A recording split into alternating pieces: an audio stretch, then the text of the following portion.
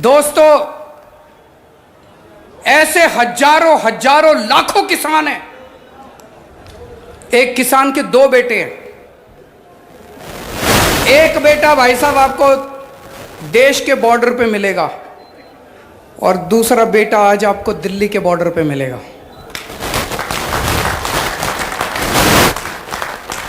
एक बेटा किसान है, दूसरा बेटा जवान है। आज जब हमारे देश के बॉर्डर के ऊपर खड़ा हुआ सैनिक देखता है कि भारतीय जनता पार्टी वाले और उनकी केंद्र सरकार दिल्ली के बॉर्डर पे बैठे हुए मेरे भाई को और मेरे बाप को आतंकवादी बोल रही है, तो दोस्तों सोच सकते हो उसके सीने पे कितना उसको दुख होता होगा।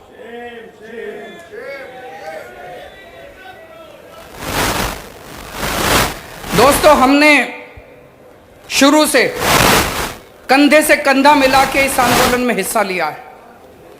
मेरे को याद है जब पंजाब के किसान चले थे, हरियाणा क्रॉस कर रहे थे, जगह जगह उनके ऊपर वाटर कैनन छोड़े गए, बैरिकेड लगाए गए, लाठियां बरसाई गई, जगह जगह उनके ऊपर वाटर कैनन छोड़े गए, बैरिकेड लगाए गए, लाठियां बरसाई गई। केंद्र सरकार का पूरा प्लान था कि इनको दिल्ली आने से रोको, लेकिन वो भी पूरी बहादुरी के साथ केंद्र सरकार का सामना करते हुए दिल्ली के बॉर्डर पे पहुंच गए। फिर केंद्र सरकार ने प्लानिंग बनाई कि चलो इनको दिल्ली में आ जाने दो। ये दिल्ली में आ गए, उसके बाद इनको सबको पकड़ के जेल में डाल देंगे। केंद्र सरकार ने मेरे पास एक फाइल भेजी। फाइल में लिखा था दिल्ली के 9 बड़े बड़े स्टेडियम को जेल बनानी है। भाई साहब, अपनी किस्मत अच्छी है, वो जेल बनाने की पावर मेरे पास है, इनके पास नहीं है।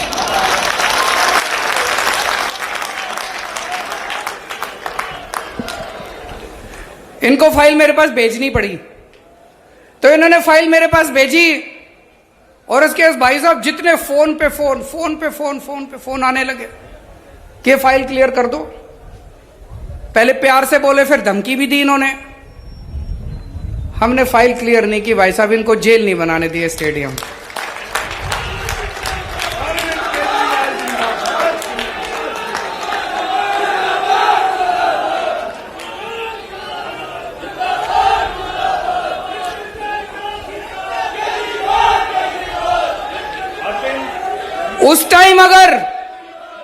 उस टाइम अगर हम ये जेल बन जाने देते स्टेडियम, ये सबको उठा के जेल में डाल देते और जेल में पड़े रहते सारे जने। मेरे को याद है, मैं अन्ना आंदोलन में, जब हम अन्ना आंदोलन में हुआ करते थे तो कांग्रेस ने भी ये सारे स्टेडियम जेल बनाए थे। मैं भी कई दिन इन स्टेडियम में जेल में रह चुका हूं। मेरे को पता था अगर सारे किसानों को उठा के इन्होंने स्टेडियम में डाल दिया, सारा आंदोलन टाइम फिस हो जाएगा, सारा आंदोलन खत्म। हम अरविंद केजरीवाल, किसान एकता, किसान एकता।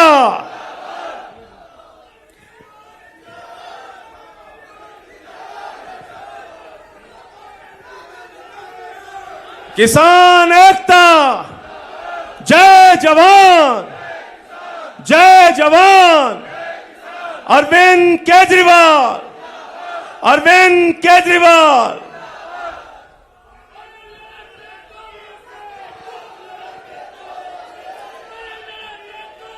तो दोस्तों, इनको हमने जेल नहीं बनाने दिया। और जब से किसान दिल्ली के बॉर्डर पे आके बैठे हैं, हमारी सरकार की तरफ से, हमारी पार्टी की तरफ से तन मन धन से हम उनकी पूरी सेवा कर रहे हैं। मेरे सारे विधायक, मेरे सारे मंत्री, हमारे सारे कार्यकर्ता, हमारे सारे सरकार के अफसर, उन सबको लगा रखा है। खाना बनाने में, लंगर लगाने में, मैं ये नहीं कह रहा हम ही कर रहे हैं, वहां पे बहुत लोग हैं, कई और संस्थाएं भी कर रही हैं, सारे मिलके कर रहे हैं। लेकिन पानी की व्यवस्था करने में, टॉयलेट की व्यवस्था करने में, वहां पे फ्री वाईफाई की व्यवस्था करी, वो सारी व्यवस्थाएं करने में पूरी मदद कर रहे हैं। जय जवान, जय जवान, अरविंद केजरीवाल। और दोस्तों फिर 28 जनवरी थी ना जी, जब 28 जनवरी की रात को जो कुछ हमने टीवी पे देखा वो यकीन नहीं हुआ। हमारे देश के महान किसान नेता बाबा महेंद्र सिंह टिकैत के सुपुत्र राकेश सिंह टिकैत जी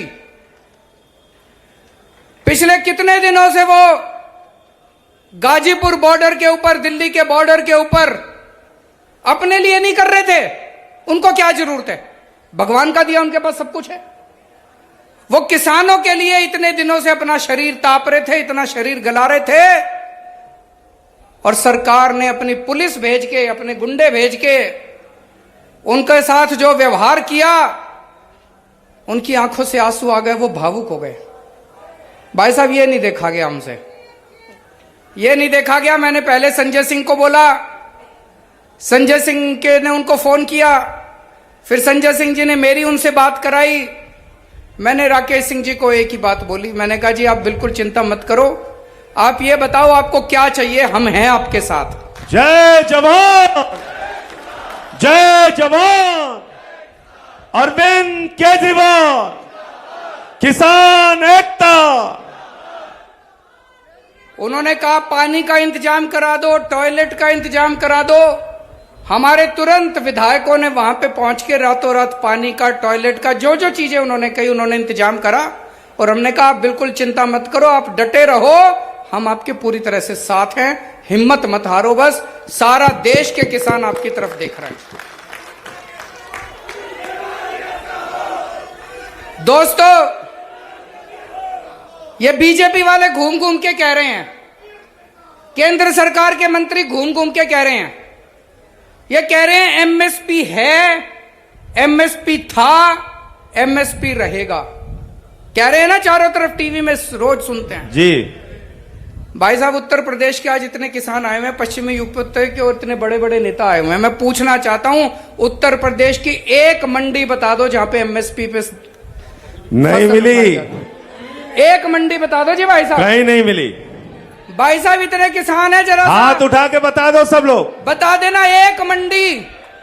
आज मैं योगी आदित्यनाथ जी से भी पूछना चाहता हूं भाई साहब, एक मंडी उत्तर प्रदेश की बता दो जिस पे एमएसपी पे धान उठता हो या एमएसपी पे एक भी फसल उठती हो। मैं भी देख के आऊंगा, हम सारे चलेंगे देखने। नहीं उठती, वो मंडी देखने चलेंगे जहां पे एमएसपी पे फसल उठती हो। कि झूठ क्यों बोलते हो तुम, सुबह शाम झूठ बोलते हैं, एमएसपी थी, एमएसपी रहेगी। अरे कहां है एमएसपी, दिखा दो कहां एमएसपी पे धान उगती है, मिलती उठती है। और ये लोग कह रहे हैं जब आप किसान नेता इनसे मिलने के लिए गए थे, इन नेताओं से जब केंद्र सरकार से बातचीत चल रही थी, तो किसान नेता जब बाहर निकले तो इनका मंत्री बोला, मैंने देखा सुना टीवी पे, कहता है एमएसपी नहीं दी जा सकती। क्यों नहीं दी जा सकती? कहता है इसमें 17 लाख करोड़ रुपए का खर्चा आएगा। भाई साहब आज आपके सामने मैं पढ़ा लिखा हूं अच्छा खासा। अरविंद केजरीवाल, अरविंद केजरीवाल, किसान एकता, काला कानून वापस लो। और मैं आज आपके सामने फॉर्मूला रख रहा हूं, अगर केंद्र सरकार सुनती हो तो सुन ले। इस देश में नया पैसा खर्च किए बिना 23 की 23 फसलें एमएसपी पे लागू की जा सकती हैं। 23 की 23 फसलें एमएसपी पे सरकार उठा सकती है। सरकार 23 की 23 फसलें एमएसपी पे उठा सकती है, सरकार का एक नया पैसा खर्च नहीं होगा। ये लोग कह रहे हैं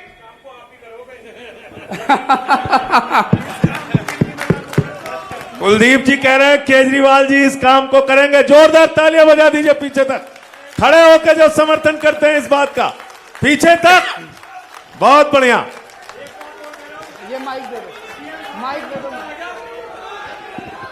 मैं एक बात और कह रहा हूं माननीय मुख्यमंत्री जी से, पहला निमंत्रण अन्ना जी का आया, दूसरा राहुल गांधी जी का आया, तीसरा दिल्ली के सीएम का आया, मुझे एडवांस में प्रधानमंत्री का भी निमंत्रण आज दे के जाओ आप। नमस्कार, मैं हूं मानक गुप्ता। अगर आपको हमारा ये वीडियो पसंद आया हो तो इसे लाइक और शेयर जरूर करें, और हां, हमें सब्सक्राइब और फॉलो करना ना भूलें ताकि आप देश और दुनिया की कोई खबर मिस ना करें। तो जुड़े रहिए हमारे साथ और देखते रहिए News 24।